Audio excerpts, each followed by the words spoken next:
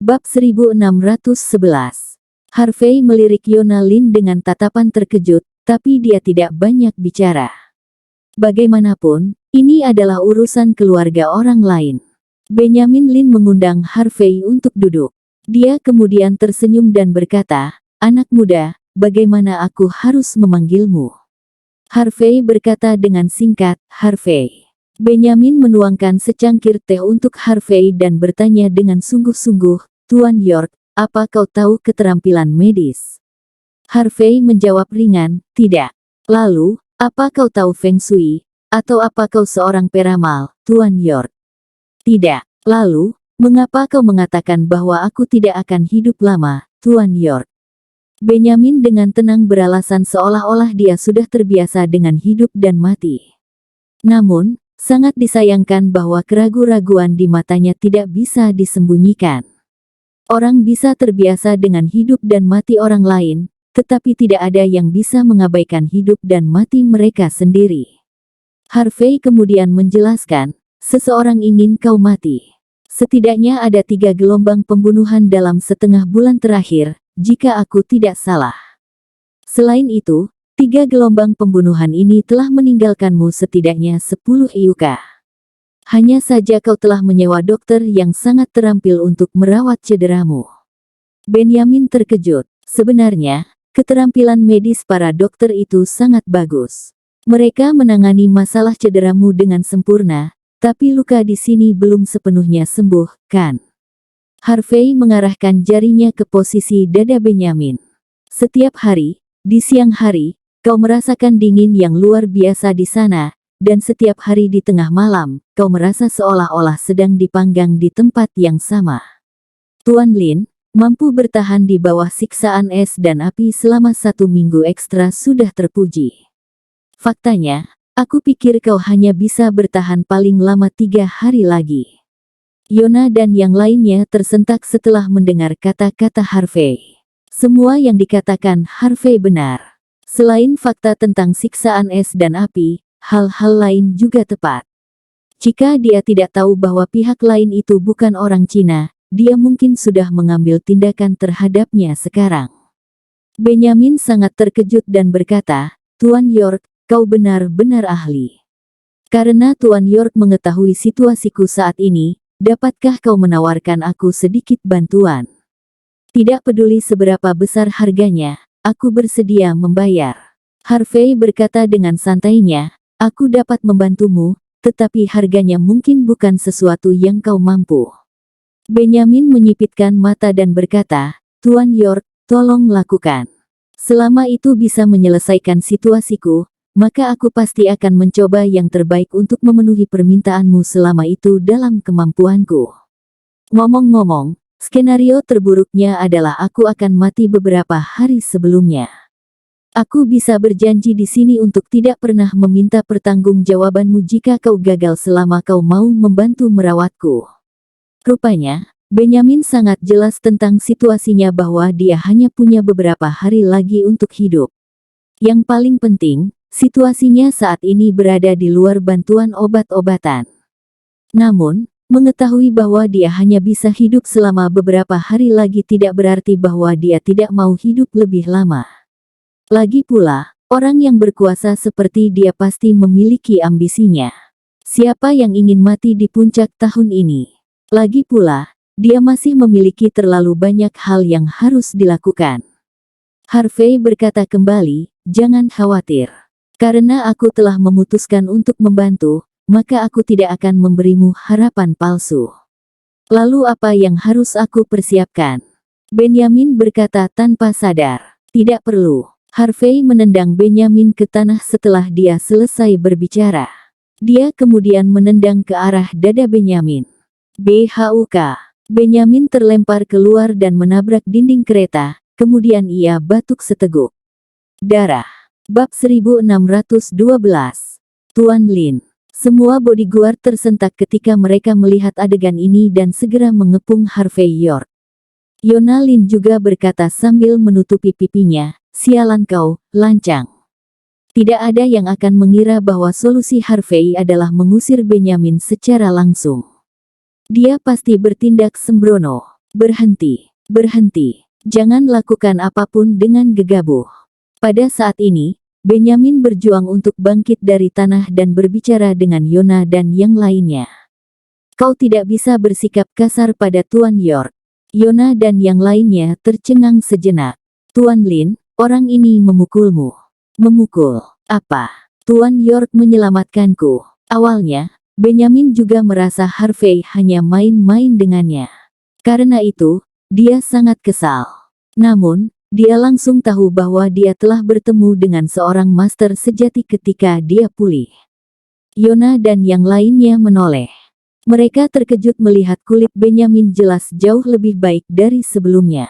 Yang paling penting, tidak hanya darah di lantai yang hitam, tetapi juga mengeluarkan bau busuk yang tak terkatakan. Tidak ada keraguan bahwa itu menyembur keluar ketika Harvey menendangnya. Apa ini berhasil? Yona dan yang lainnya sedikit tercengang. Mereka tidak bisa mempercayai semua itu. Harvey melangkah maju, mengambil sekotak korek api dari meja, menyalakannya, dan melemparkannya ke dalam genangan hitam. Saat korek api jatuh ke dalam darah, boneka Fudo kertas seukuran ibu jari muncul dari genangan hitam setelah beberapa saat. Boneka kertas itu berwarna putih. Itu terus berjuang pada saat ini dan kemudian dibakar menjadi abu oleh api. Genangan hitam langsung berubah menjadi merah setelah boneka kertas menjadi abu dan bau busuk menghilang. Ekspresi Benyamin sangat berubah saat menonton adegan ini. Kulitnya adalah yang paling tampak perubahannya. Harvey kemudian memberitahu Benyamin, teknik Yin yang dari negara kepulauan. Aku tidak tahu siapa yang kau sakiti. Namun, seseorang memasukkan boneka kertas ini ke luka hatimu selama proses pembunuhan sebelumnya. Maka Onmyoji dari negara kepulauan akan mengutukmu setiap siang dan tengah malam. Tapi sekarang setelah boneka kertas itu dikeluarkan, barulah masalahmu terpecahkan. Harvey pernah melihat teknik Yin yang serupa di medan perang saat itu. Dia harus mengakui bahwa orang-orang dari negara kepulauan memang memiliki ide-ide aneh dan asing dalam mempelajari teknik pembunuhan. Ekspresi Benyamin dengan panik berubah setelah mendengar apa yang dikatakan Harvey.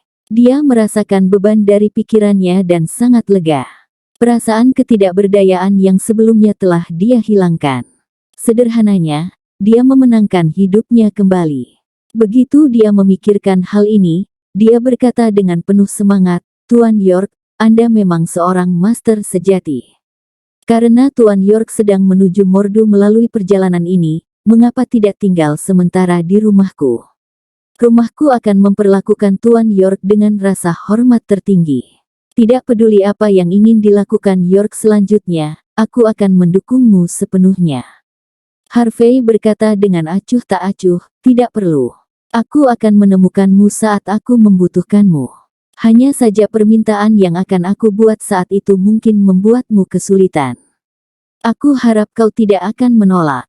Apa yang kau janjikan kepadaku harus dilakukan.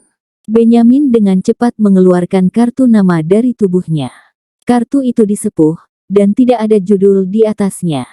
Hanya dua kata yang tercetak, Benyamin dan sebuah angka. Tuan York, ini nomorku. Aku siap 24 jam. Kau bisa meneleponku kapan saja. Juga, tolong tinggalkan nomor teleponmu. Aku akan menyiapkan hadiah kecil. Aku harap kau akan menerimanya. Harvey melirik Benyamin dengan setengah tersenyum. Dia kemudian mengambil kertas tisu dan menulis nomor di atasnya. Ini nomorku. Bab 1613. Benyamin dengan hati-hati menyimpan nomornya dan meminta Yona untuk datang. Dia berkata, Tuan York, kau dapat membiarkan Yona membantumu dengan segala sesuatu yang ingin kau lakukan di Mordu. Kami, keluarga Lin, cukup berpengaruh di wilayah kami, Mordu. Aku berjanji bahwa semuanya akan berjalan lancar. Rupanya, Benyamin juga bisa melihat bahwa Harvey datang ke Mordu untuk urusan besar atau hal yang merepotkan. Namun, dia berhutang budi kepada Harvey karena telah menyelamatkan hidupnya. Jadi, dia menjelaskan pada saat ini bahwa dia pasti akan mendukung Harvey tidak peduli apa yang terjadi selanjutnya. Dia juga mencoba menarik Harvey ke sisinya. Bagaimanapun, seorang master seperti Harvey juga layak mendapatkan perhatiannya. Meskipun Yona pemarah dan tidak sabaran, dia tidak bodoh. Dari apa yang baru saja terjadi pada sikap Benyamin, dia mengerti bahwa Harvey adalah orang yang harus mereka rekrut. Yona berkata dengan hormat pada saat itu, "Tuan York, aku minta maaf karena naif dan menyinggungmu barusan. Jika kau membutuhkan sesuatu nanti, beritahu aku." Harvey tersenyum dan berkata, "Nona Lin, kau baik sekali." Dengan senang hati, dia mengambil kartu nama Yona sambil berbicara.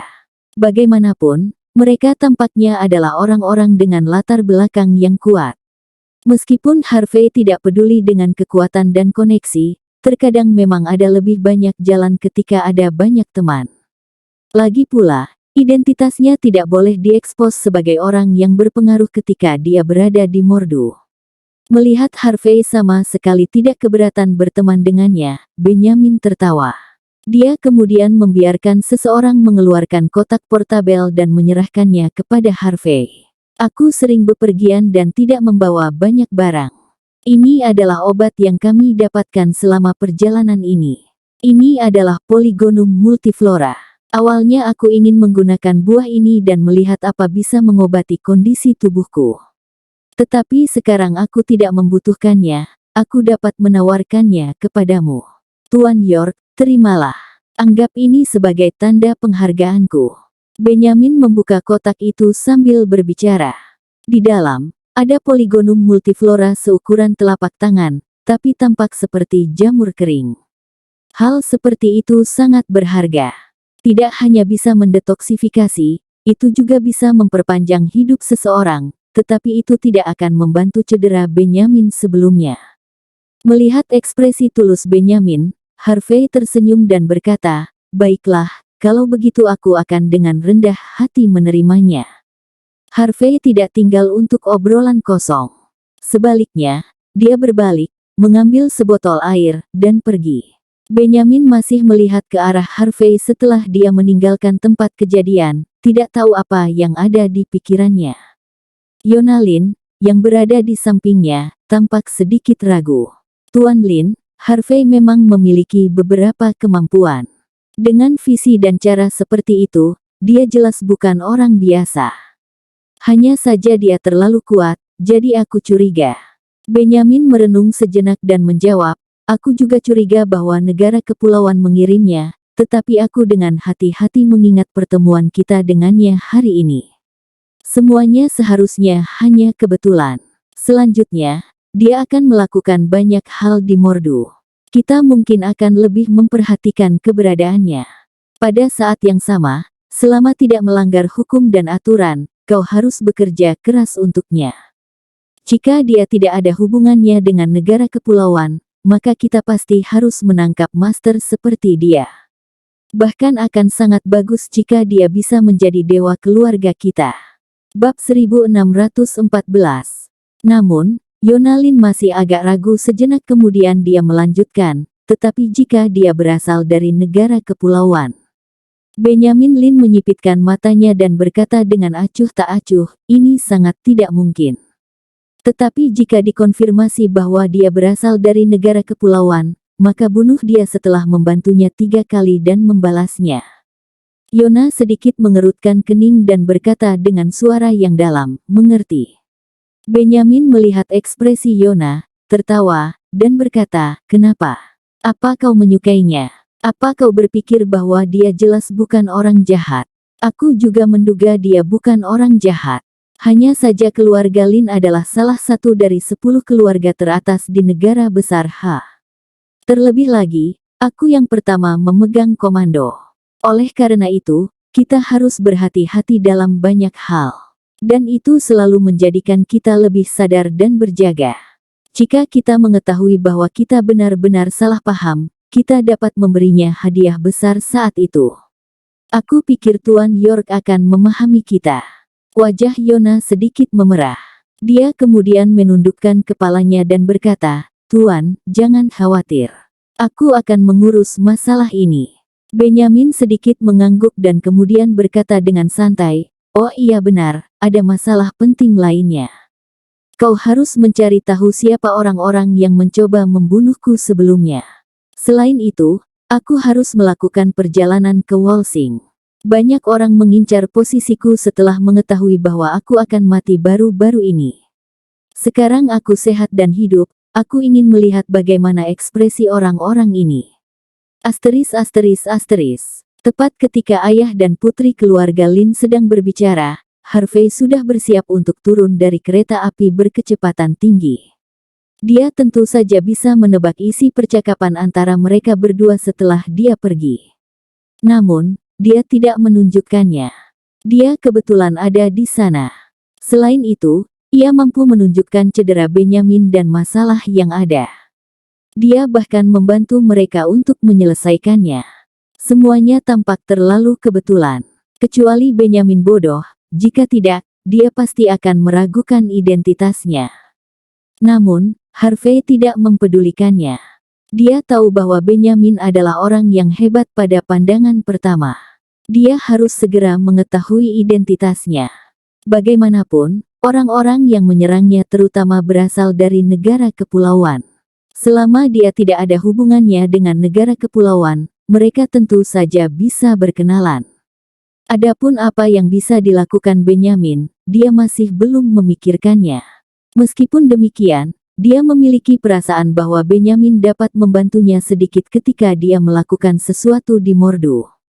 Rel berkecepatan tinggi itu berhenti di Mordu saat dia masih tenggelam dalam pikirannya. Harvey berjalan keluar dari pintu keluar menghadap ke selatan mengikuti pesan yang dikirim oleh Kelly Malone.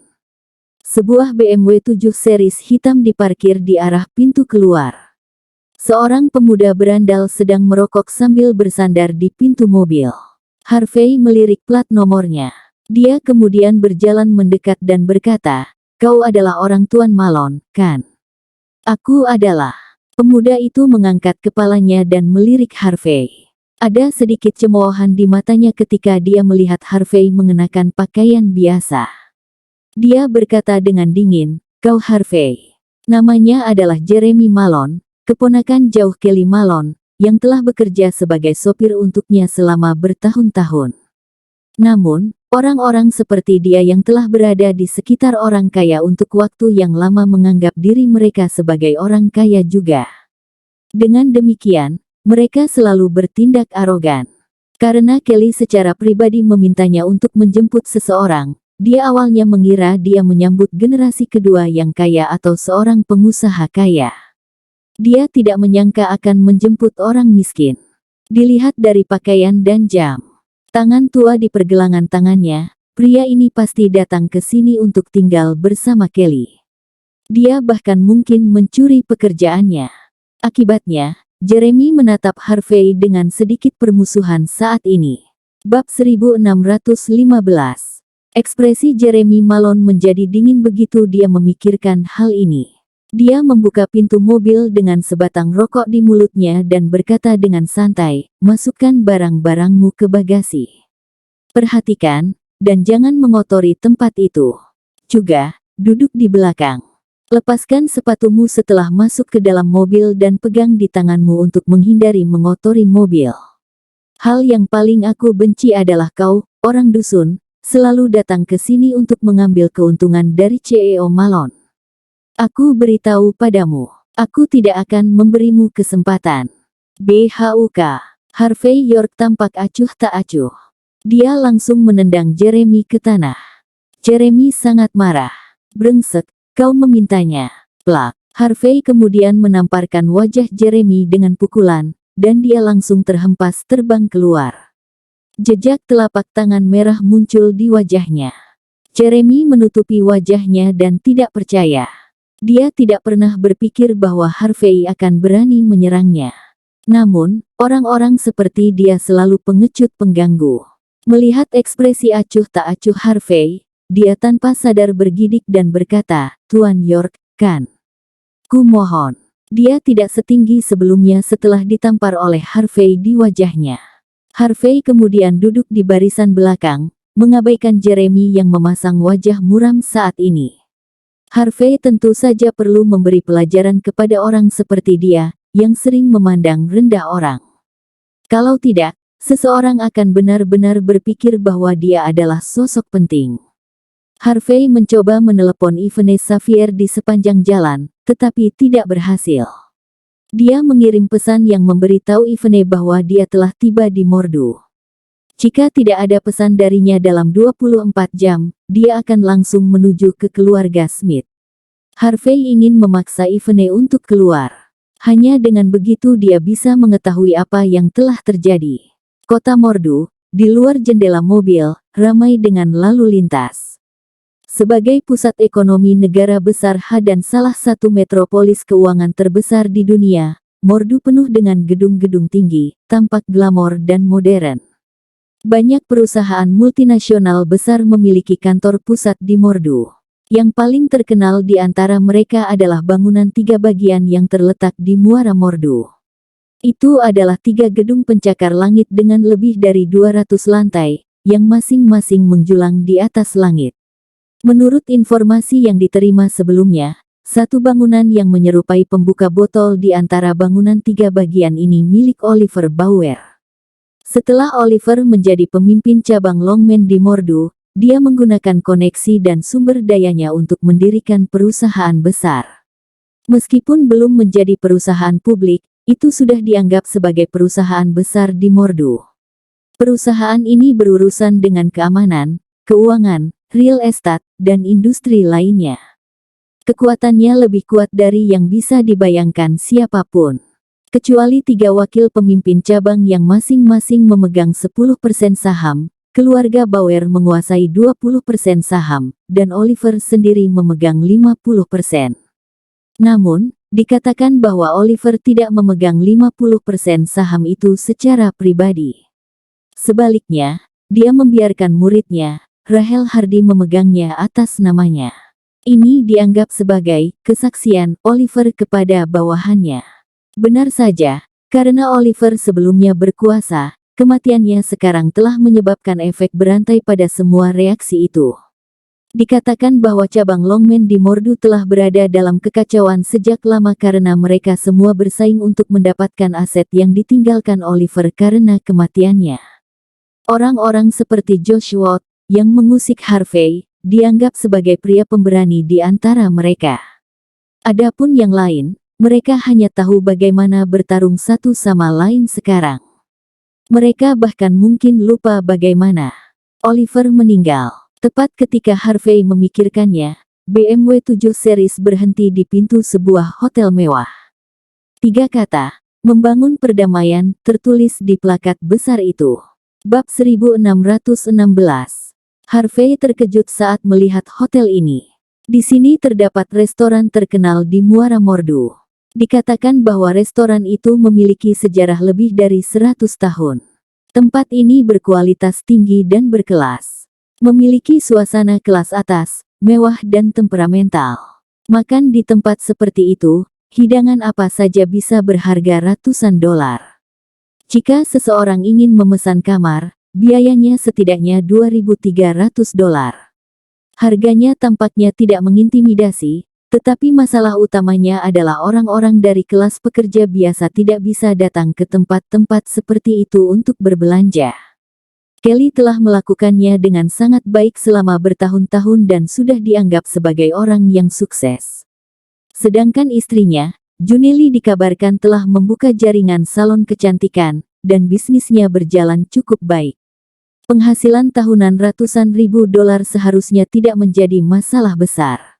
Keluarga seperti mereka hanya bisa menyentuh ambang batas lingkaran kelas atas di Mordu, tapi mereka sudah lebih dari memenuhi syarat untuk datang ke tempat ini.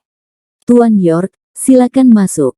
Jeremy Malone sudah tahu bahwa kerabat yang tampaknya miskin ini adalah orang yang kejam. Dia merasa bahwa dia sangat berharga dan tak tertandingi. Dia tidak perlu berhadapan langsung dengan Harvey. Karena itu, dia membawa Harvey ke gedung perdamaian dengan senyum di wajahnya. Lady Malone dan yang lainnya sudah tiba lebih awal. Selain itu, ada juga beberapa teman yang menjadi jagoan di kalangan kelas atas yang hadir. CEO Malone dan Nona Malone juga akan segera tiba. CEO Malone baru saja memerintahkan untuk membawamu makan malam dulu, dan kami akan pulang nanti. Jeremy berkata dengan hormat, Tuan York, kau bisa masuk. Aku hanya seorang sopir. Aku tidak ingin membuat keributan. Rupanya, dia bermaksud membiarkan Harvey kalah, jadi dia sengaja tidak memimpin. Harvey mengetahui rencananya. Dia tidak mengatakan apa-apa, berbalik kemudian memasuki gedung perdamaian.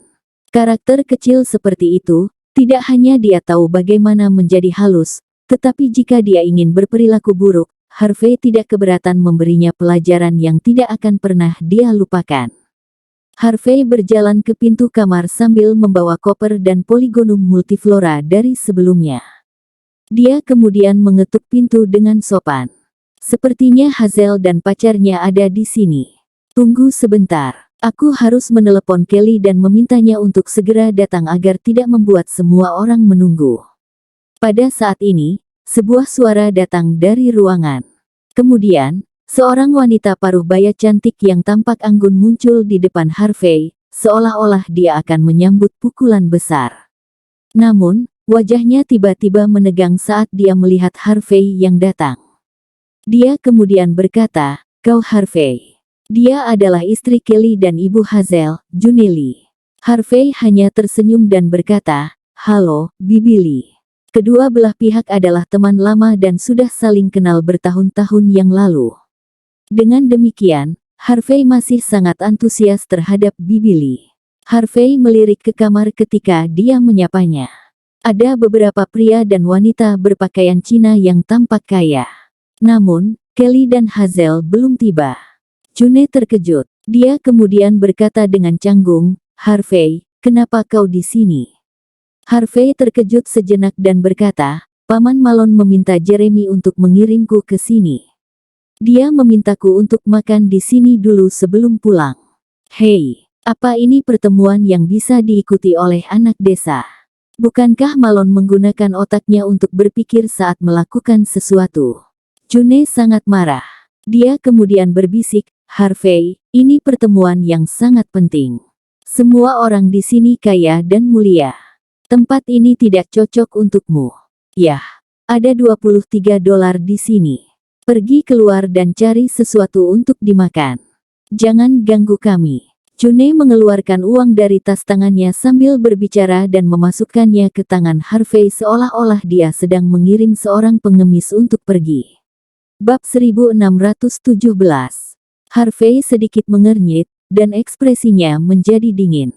"Harvey, kau di sini." Sebuah suara tenang datang dari belakang pada saat ini. Kemudian sebuah tangan besar terulur dan menepuk bahu Harvey. "Nak, kau benar-benar sudah dewasa. Kau tidak sama seperti sebelumnya, tetapi wajahmu masih selembut dan sehalus sebelumnya. Aku dapat dengan mudah mengenalimu bahkan dengan pandangan sekilas di jalanan." Kelly Malone memandang Harvey dengan perasaan lega di wajahnya. Harvey menoleh dan melihat wajah yang dikenalnya. Dia tersenyum. "Paman Malone, aku belum pernah bertemu denganmu lebih dari 1 dekade. Yah, baiklah, kau datang pada waktu yang tepat. Aku khawatir tentang kapan aku akan melihatmu ketika aku meneleponmu kemarin. Aku tidak menyangka kau muncul di sini hari ini. Karena kau di sini, bersenang-senanglah. Ada banyak hal indah di Mordu. Anak muda harus datang ke sini untuk memperluas wawasan mereka. Kau dapat memberitahuku kemana kau ingin pergi dan apa yang ingin kau beli. Semuanya ada padaku." Kelly mengeluarkan kartu bank dan hendak memberikannya kepada Harvey. Jelas, dia sangat baik pada Harvey. Namun, wajah Juneli menjadi dingin ketika dia melihat adegan ini. Dia kemudian menatap Harvey dengan jijik. Baru saja menerima telepon dari Kelly kemarin dan bahkan tidak sabar untuk bergabung dengannya hari ini. Ini memang kerabat yang miskin. Harvey tidak menerima kartu bank. Sebaliknya, dia tersenyum dan berkata, "Terima kasih, Paman Malone. Tapi aku tidak membutuhkannya untuk saat ini. Aku akan memberitahumu ketika aku membutuhkannya." "Bagus, bagus, apapun yang kau inginkan." Kelly tidak meragukannya. "Ayo masuk dan duduk. Aku khawatir kau akan melewatkan makanan ini. Pengaturannya sempurna. Mari kita makan bersama. Omong-omong, aku akan memperkenalkan beberapa senior bisnis kepadamu. Maka semua orang bisa membantumu ketika kau bekerja di Mordu di masa depan. Wajah June langsung menjadi suram setelah mendengar ini. Dia berhenti di depan Kelly dan berkata dengan dingin, "Malon, apa kau sudah gila? Apa kau tidak tahu tujuan pertemuan siang hari ini? Aku mengundang Tuan Muda Walker untuk datang." Kelly berkata dengan dingin, "Tuan Muda Walker. Dia hanya Stephen Walker. Dia tidak layak disebut sebagai Tuan Muda Walker. Lagi pula, aku tidak pernah menyukai bocah pesolek ini. Aku beritahu padamu, jangan jodohkan Hazel dengannya. Aku tidak ingin Banci menjadi menantuku." June memelototi Kelly dan berkata dengan dingin, "Apa yang kau tahu? Paman Stephen adalah wakil pemimpin cabang Longman. Selain itu, dia juga manajer bisnis grup Kaizen. Sekarang cabang Longman tidak memiliki pemimpin, dan wakil pemimpin cabang Walker kemungkinan besar akan menjadi pemimpin cabang baru. Setelah ini selesai, kita hanya perlu membentuk sekutu dengan keluarga mereka melalui afinitas. Kemudian, bisnis Longman semua akan menjadi milik kita suatu saat. Dan juga bisnis grup Kaizen. Pikirkan saja. Betapa besar pasar ini. Bisa mengenalnya sudah cukup beruntung. Namun kau membencinya. Apa kau sudah gila?" Oliver Bauer mendirikan apa yang disebut grup Kaizen, dan berlokasi di gedung pembuka botol. Kelly berkata dengan dingin, "Singkatnya, aku tidak menyukainya. Selain itu, masih belum pasti siapa pemimpin cabang baru Longman. Menurutku, Harvey dan Hazel telah bertunangan satu sama lain ketika mereka masih muda. Keduanya berbakat dan cocok. Mereka pasti akan saling mencintai dan menghormati setelah menikah." Bab 1618. Harvey, masuk dan duduk di sebelahku. Bibimu selalu memikirkan cara yang tidak benar sepanjang hari. Abaikan saja dia. Kelly Malone membawa Harvey ke dalam ruangan dan langsung mengabaikan June Lee, yang sedang murka saat itu. June sangat marah sehingga sudut matanya berkedut. Dia berharap dia bisa menamparkan Kelly dan bahkan lebih, berharap untuk mencekik pria tak tahu malu, Harvey, sampai mati. Harvey tidak punya niat sedikit pun untuk memakan makanan ini. Dia tahu makanan ini akan buruk karena June memperlakukannya dengan jijik. Namun, karena Kelly telah memperlakukannya dengan baik, dia tidak bisa mengecewakannya. Hadirin, izinkan aku memperkenalkan kepada kalian. Ini adalah putra teman lamaku, Harvey. Dia datang ke Mordu untuk meningkatkan usahanya kali ini. Tolong jaga dia di masa depan demi aku. Memasuki ruangan, Kelly memperkenalkan Harvey dengan tatapan antusias. Dia baru saja menelepon kemarin, dan Harvey langsung datang ke Mordu hari ini. Dengan demikian, Kelly secara sadar merasa bahwa Harvey datang untuk bergabung dengannya. Meskipun demikian, dia tidak terganggu oleh ini. Sebaliknya, dia merasa sedikit lega. Para tamu yang hadir adalah semua rekan bisnis Kelly. Meskipun mereka baru saja mendengar percakapan antara pasangan itu, mereka semua membantu Kelly dan menyapa Harvey sambil tersenyum. Harvey juga menjabat tangan mereka dengan sopan demi Kelly. Kalau tidak, orang-orang itu bahkan tidak akan memiliki hak untuk berlutut di depannya, apalagi berjabat tangan. Hehehe. June mencibir lagi dan lagi setelah melihat pemandangan ini. "Malon, omong kosong apa yang kau bicarakan? Datang ke Mordu untuk bekerja keras. Bisakah kau tidak mengatakannya dengan sangat baik? Seorang anak desa yang malang datang kepadamu. Terus terang, dia mengejar uang dan koneksimu. Dia ingin bertindak seperti lintah, melanggar batas kekuatanmu. Bagaimana kau masih bisa begitu bahagia? Apa kau bodoh? Atau apa kau suka melakukan perbuatan amal? Jika kau sangat menyukainya, pergilah ke kuil Kaiyuan dan sumbangkan 1 juta.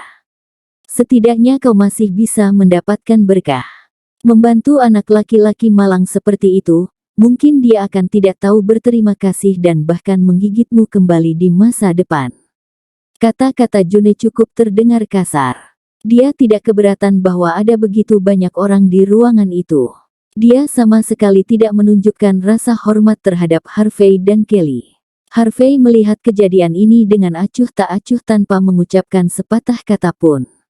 Namun, Kelly mengerutkan kening, dan jejak kemarahan melintas di antara alisnya. Dia perlahan berkata, "Cukup, berhenti bicara omong kosong.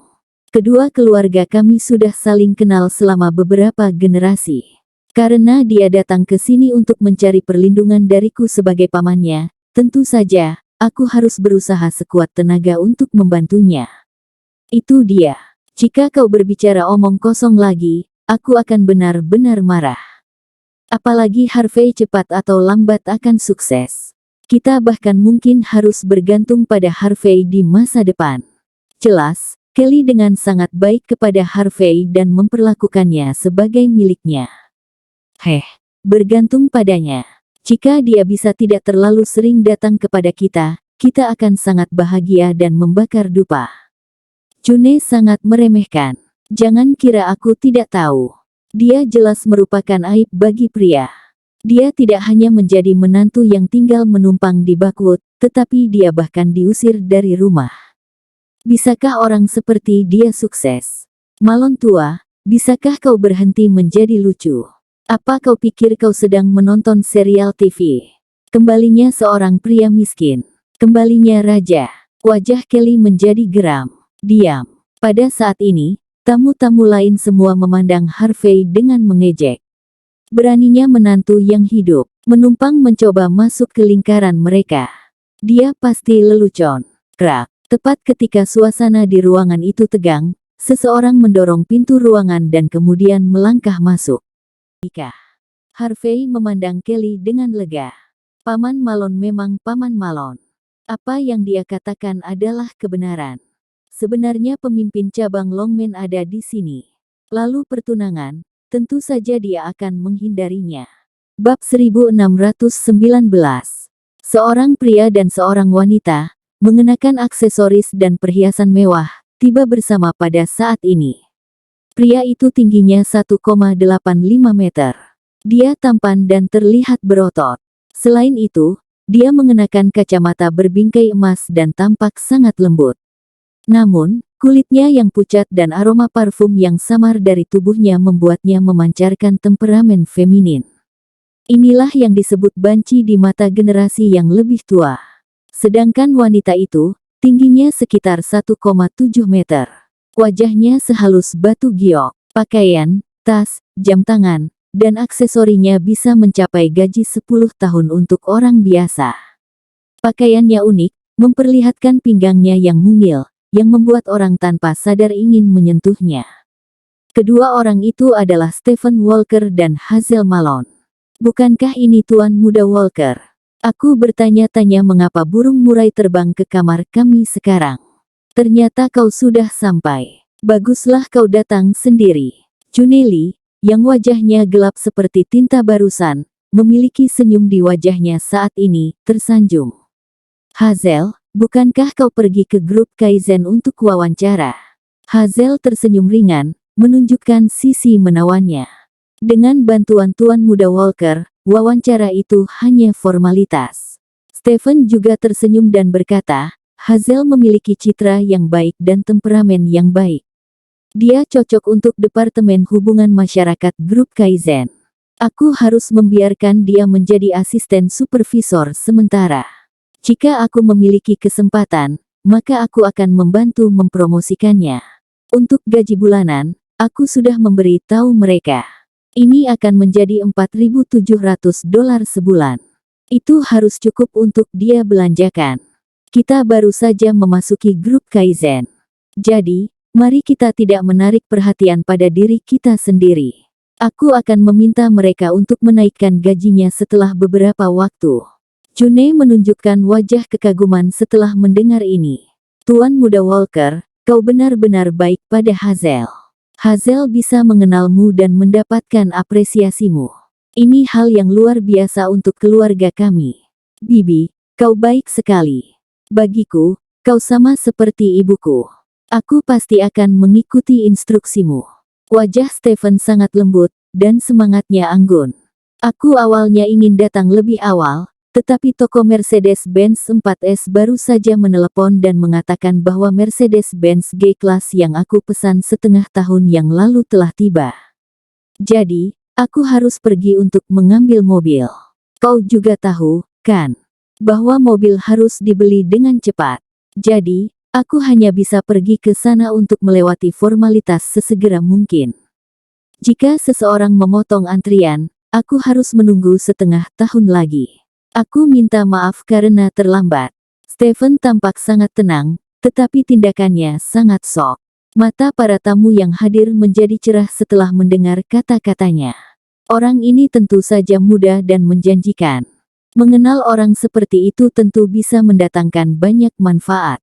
Hanya sedikit sesuatu yang bocor melalui jari-jarinya sudah cukup untuk mereka makan. Beberapa wanita centil mengedipkan mata pada Stephen sambil menatapnya. Jika bukan karena kesempatan yang salah, mereka semua ingin naik dan tidur dengannya. Hah, Tuan Muda Walker, mengapa kau membeli mobil baru lagi? Aku ingat kau baru saja membeli Porsche Panamera. Stephen tersenyum dan menjawab, Panamera tidak cocok untuk balap off-road. Aku baru-baru ini berpartisipasi dalam klub mobil off-road dari kalangan kelas atas. Jadi, aku harus membelinya untuk pertunjukan. Semua orang tersentak setelah mendengar kata-kata Stephen. Menghabiskan ratusan ribu dolar hanya untuk pertunjukan itu, sangat mengesankan. June juga terkesiap. Dia kemudian memandang Harvey dengan jijik dan berkata, Lihatlah Tuan Muda Walker, kau seumuran. Tapi, inilah artinya menjadi muda dan menjanjikan. Bab 1620. Harvey tampak acuh tak acuh dan meminum tehnya. Pamer semacam ini tidak ada artinya baginya. Kecuali Stephen dapat membeli kapal induk dan meletakkannya di depannya. Atau jika tidak, Harvey tidak akan merasakan apa-apa. Lalu Kelly, dia berasal dari keluarga yang rendah hati, jadi tentu saja, dia membenci perilaku memamerkan kekayaan seseorang. Namun, masalahnya adalah bahwa Stephen sendiri tidak mengatakan apa-apa. Sebaliknya, Juneli yang mengambil kesempatan ini untuk mengejek Harvey. Dengan demikian, Stephen tidak bisa berkata apa-apa. Oh benar, Paman. Di bawah pujian sekelompok orang, Stephen dengan tampan mengeluarkan sebuah kotak hadiah. Dia meletakkannya di atas meja, tersenyum, dan berkata, Paman, ini adalah emas cair yang dijual dengan sangat baik oleh grup Kaizen baru-baru ini. Mohon diterima. Ini sangat baik untuk kesehatanmu. Itu bisa memperpanjang hidupmu. Ambillah ini sebagai tanda hormatku. Itu tidak terlalu mahal. Jadi, tolong jangan pedulikan itu. Kelly sedikit mengernyit, tetapi dia masih berkata, terima kasih. Apa ini emas cair legendaris yang digunakan oleh para bangsawan di lingkaran kelas atas? June terkejut saat melihat benda ini. Dikatakan bahwa meminum minuman ini secara konsisten dapat membantu mengaktifkan sel-sel dan mempertahankan kondisi muda selama beberapa dekade. Benda ini dikatakan sudah terjual sejak lama. Meskipun grup Kaizen menetapkan harga $24.000 untuk satu.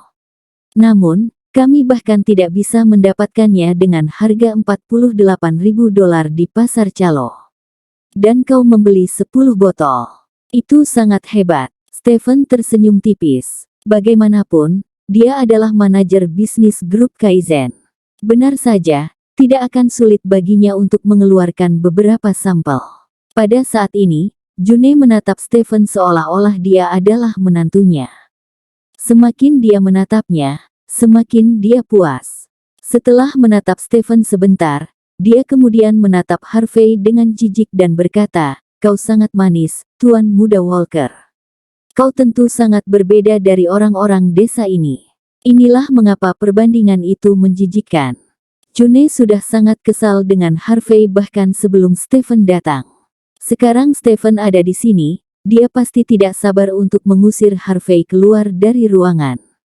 Meskipun demikian, Harvey masih sangat tenang, minum teh sendiri. Pada saat ini, Hazel Malone tersenyum dan berkata, Tebu, berhenti bicara sekarang. Tuan Muda Walker telah melakukan banyak upaya untuk aku pagi ini. Kau harus memperlakukannya dengan baik hari ini. Oke, aku pasti akan memberinya makanan terbaik. June melambaikan tangannya, dan dia tidak pelit sama sekali. Sementara itu, Stephen melihat sekeliling tempat itu. Semua orang itu menyambutnya. Tentu saja, mereka semua saling mengenal. Akhirnya, tatapannya jatuh pada Harvey. Dia sedikit mengernyit dan berkata, dan ini. Sebenarnya, dia sudah memperhatikan Harvey saat dia masuk. Harvey bertindak sangat acuh tak acuh ketika dia pamer sebelumnya, yang membuatnya sangat tidak senang. Jadi, dia sengaja berbicara pada saat ini. Ini Harvey. June memperkenalkan diri dengan senyuman, tapi nada jijiknya tidak bisa disembunyikan.